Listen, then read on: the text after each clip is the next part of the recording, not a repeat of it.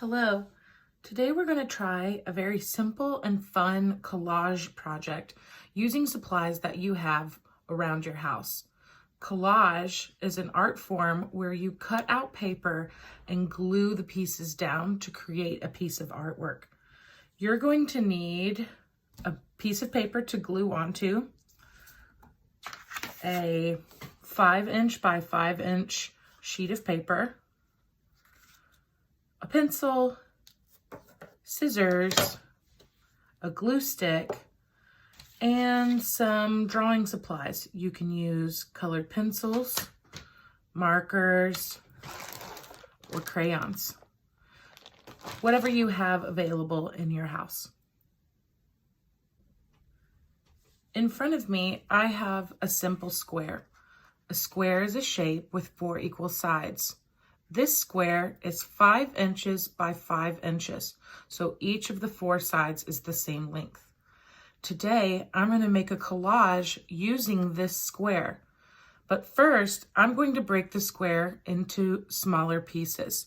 I can do this using a pair of scissors. Before we start cutting, it is important to remember that we are not trying to cut anything in particular out of this square. We're just going to make 4 or 5 different cuts to break this square into smaller pieces. So I can start with maybe a diagonal cut.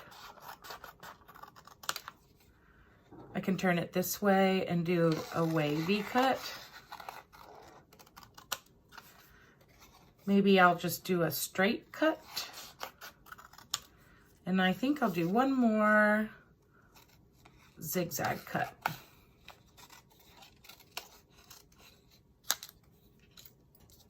I have 1, 2, 3, 4, 5 pieces. Now comes the fun part. We're going to look at our pieces. We can turn them in many different directions. We can put them together.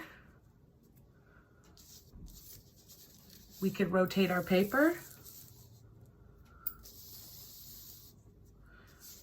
What I want to do is take my pieces and see if I can arrange them in a way to create a collage.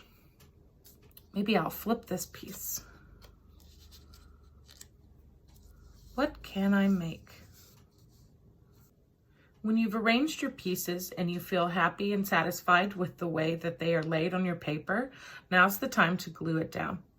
So I'm going to take my glue stick and I am going to glue these pieces onto the paper so that we can move on to making it into a final art piece. I'm going to take each piece, I'm going to flip it over, and I'm going to put the glue around the edges of the piece. Make sure you get it very nice and gluey so it'll stick down onto your paper. And for my final piece, take it, flip it over, glue on the edges. And now we're done with the glue. Now it's time to add the details. Do you see what I see in my paper? I've arranged the pieces to make an ocean scene. I have a house and ocean water, and then I'm going to turn these 2 pieces into a boat. It might seem like a stretch, but now we're going to use our pencil to add the details and fill in the rest of our picture. So maybe I'll put my house here on a cliff. We'll have the cliff come down to the ocean, and the ocean waves are very high. And I might put a few more waves so that the boat is not floating. And I can put some grass here. I want to connect the boat sail to the boat body, so I'll draw the mast. And maybe some windows on my boat. What else could I put in my ocean scene? I'll add some clouds. Maybe I'll make it stormy because the waves are very high.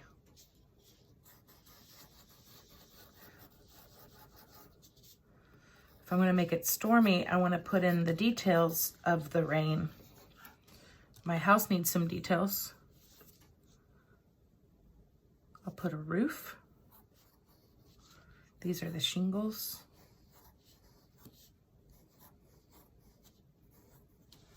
A door. Maybe a window.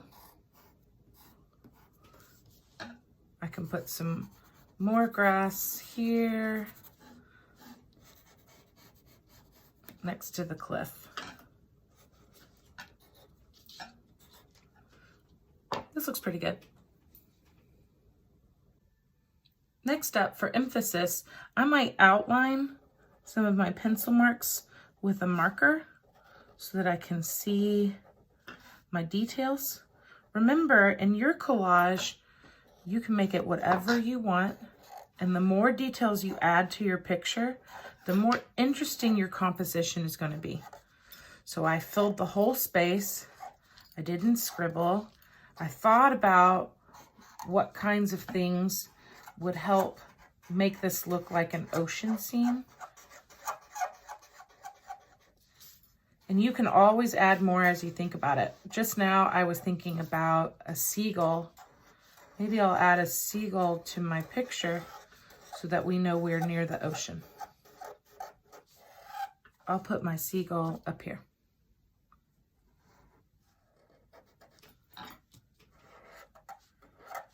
I've got very high waves.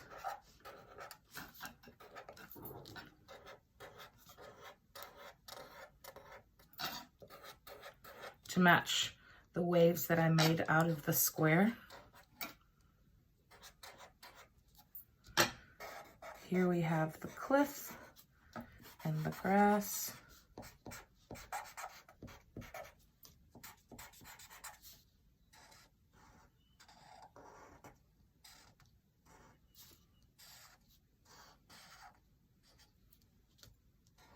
And I'll finish up by outlining the roof. You don't have to outline. I just find that the marker really adds emphasis to the picture so that we can see all of our details. This is really coming together. Next up, I'm going to use some crayons to put the finishing touches in my picture. I think I'll need a blue. Using color will really put those final details into your picture and make it a finished composition.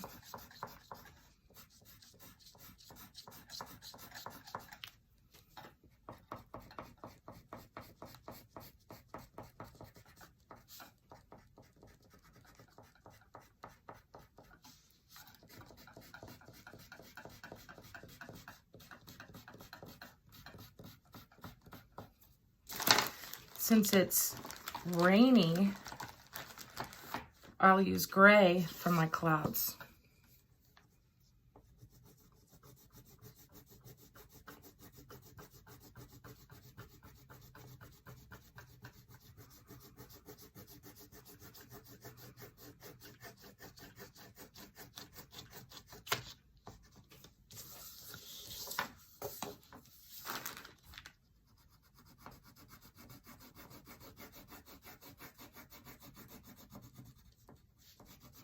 I'm going to fill these in.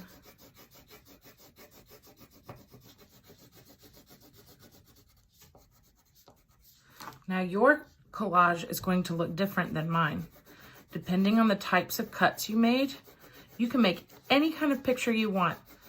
I encourage you to use your imagination. You could make a castle. You could make a galaxy. You could make outer space. There's so many different places or objects or things that you can make. I think I will use some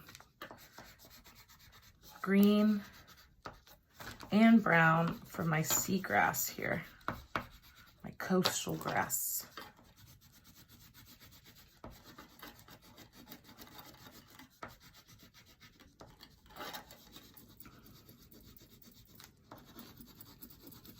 It is the beach after all, so let's add a little sand. Maybe some tan for the sand.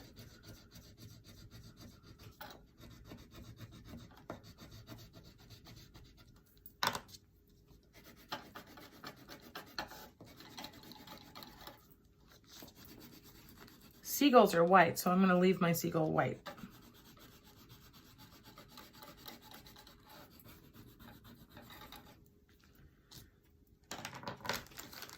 The mast of a ship is brown.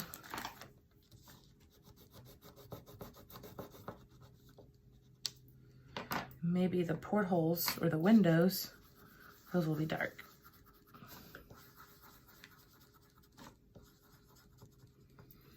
I almost forgot to color in my raindrops.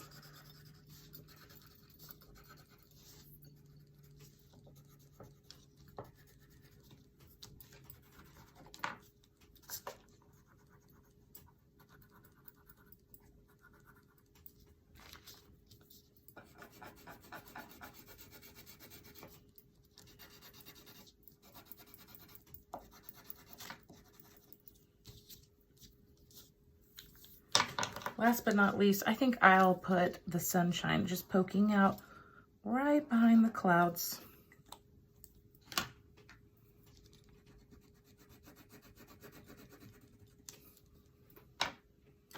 And maybe my house has, oh, it's a broken crayon. Broken crayons still work. A red door.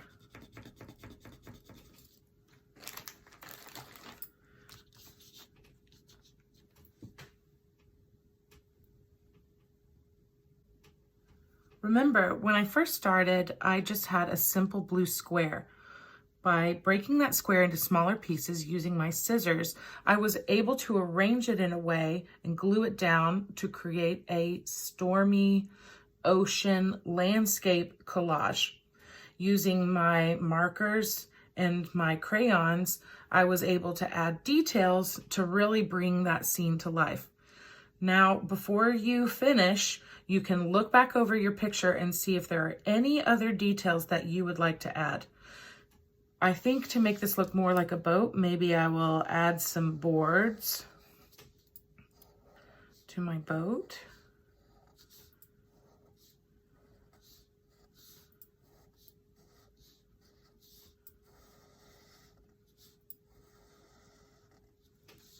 I can add a rope to my sail.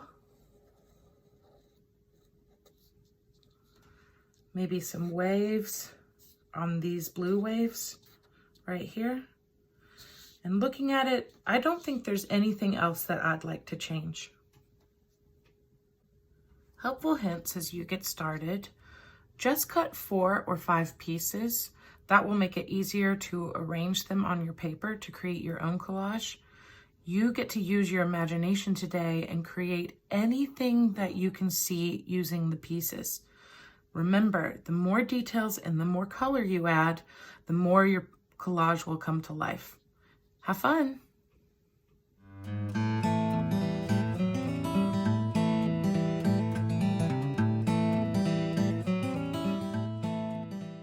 Hi artists, my name is Mrs. Comer and I am the art teacher at Christenberry Elementary, and today we're going to be making art based on the art form of weaving. Can you say weaving? Yes. Now we're going to do this in kind of a different way. I know if you happen to know about weavings, you might think to yourself, well, I don't have a lot of materials to make a weaving. I don't have a loom or I don't have a lot of yarn, but we're not going to be using any of that stuff really to make our weavings today. We are going to be making weavings from things that we find in nature. Now we will be making a loom, say loom, and we'll be talking about things in weaving called warp and weft. Those are 2 very important parts of weaving, say warp and say weft.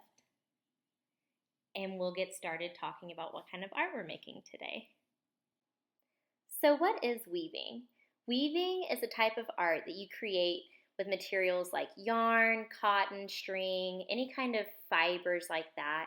But you can also make weavings from other things like recyclables, even glass. There's an artist I'll show you today that weaves with glass.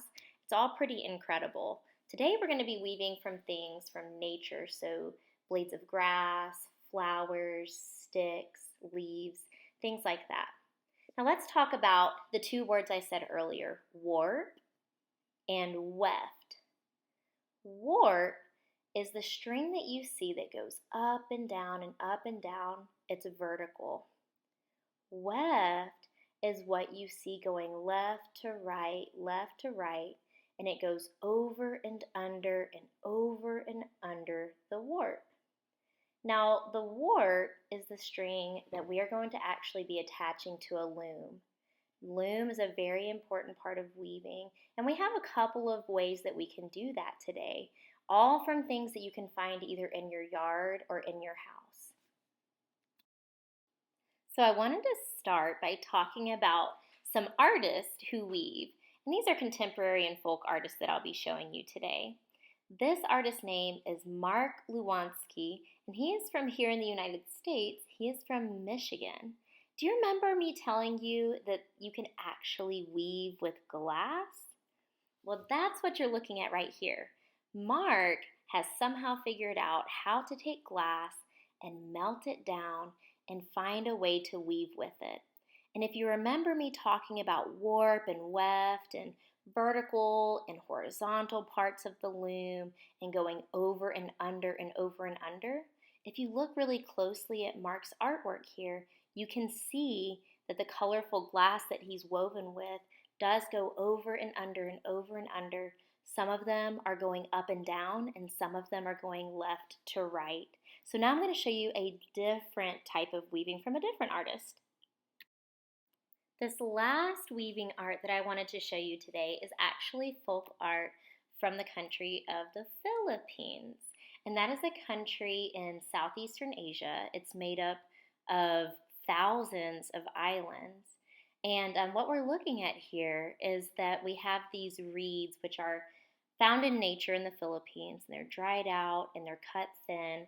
And you can see what we've been talking about this whole time. You can see reeds that are going up and down vertically. You can see reeds that are going left to right horizontally, going over and under and over and under. What this artist is making here would either be a basket or a piece of furniture. Weaving with natural fibers like this is very, very common in the Philippines and in other countries throughout the world. So now let's switch over and start talking about what we can make today in our homes. So again, let's go over our materials that we need for our art very quickly. You'll need a piece of cardboard or other strong piece of recycling that you can use scissors on safely to make a loom, like we saw in the pictures recently. Or you can use sticks from outside to make a loom. You're going to need string, yarn, or twine for the up and down warp. And you'll need items from nature for the weft, like leaves, blades of grass, twigs, or small sticks, or even flowers. Some optional items that you could use for this project. If you're looking around your house and you cannot find any twine or string or yarn, you could actually go find some old plastic grocery bags, take some scissors, cut the bags up into strips and tie them together and use that as your warp.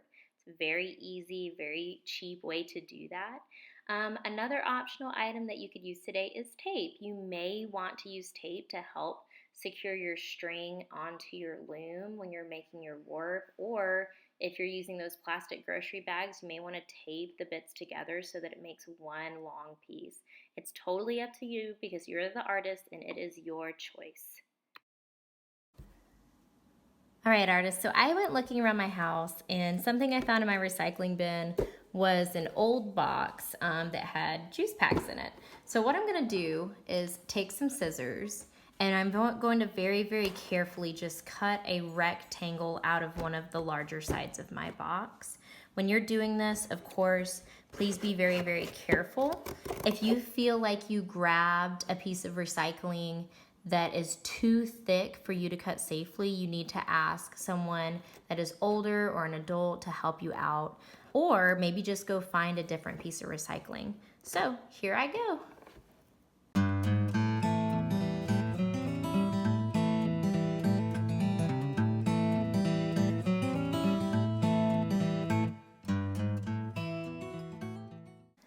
So here I have my rectangle cut out of my cardboard. I'm going to turn it vertically. That's going to help me with my weaving the way I want to do it. And what I need to do now is actually make little cuts along the top and the bottom of my cardboard. That way when I take my string or my plastic grocery bags, I can hook them into the little cuts, and I'll show you what that looks like very quickly. So the important thing to remember here is that when you're cutting, you don't have to do a whole lot of cuts. I think I might just do 5 on the top and then also 5 on the bottom. The number on the top and the bottom should be the same, and you want to try to space them equally apart. So let me show you what that looks like here. It's also pretty important that you don't want to cut too far in. I don't know if you can really tell, but this is probably a 1/2 inch into my board. If it helps you, just make little marks with pencil or a pen first. I've been practicing those, so I feel pretty confident in my cutting skills. So here I have 1, 2, 3, 4, 5 cuts. If you've done weaving before, or if your loom is larger, you can make more cuts than that. Again, you're the artist. You know it's your choice. But I'm just making 1 in the middle and then 2 on each side of that. And just like this is where I'm gonna have my work run up and down. Now, I do have yarn at my house, but I thought it would be fun to kind of show you what it would be like to use plastic bags to make my warp, because there might be a lot of people out there today that don't have string at their house, and I wanted to show you what that would look like. So here I go.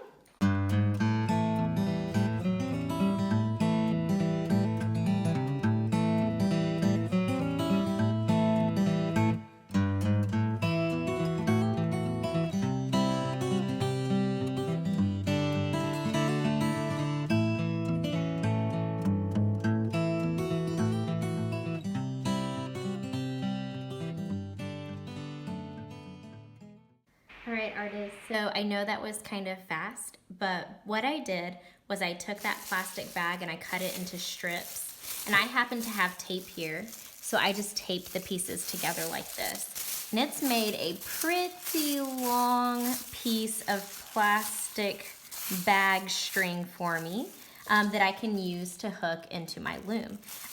If I want, I can actually twist my plastic bag like this to make a very thin piece of string, or if I don't want to spend the time twisting it, I could just leave it regular. Now, with string or with this plastic bag string that I've made, the first step to stringing your loom is just hooking it on the first little slot on the left. So if you happen to have tape, you are welcome, of course, to kind of secure that on the back. Just helps it stay in place. But if you don't have tape, it'll still work. Now I'm gonna go from the top to the bottom, and then from the top, hook it in to the bottom. I might twist it a little bit here.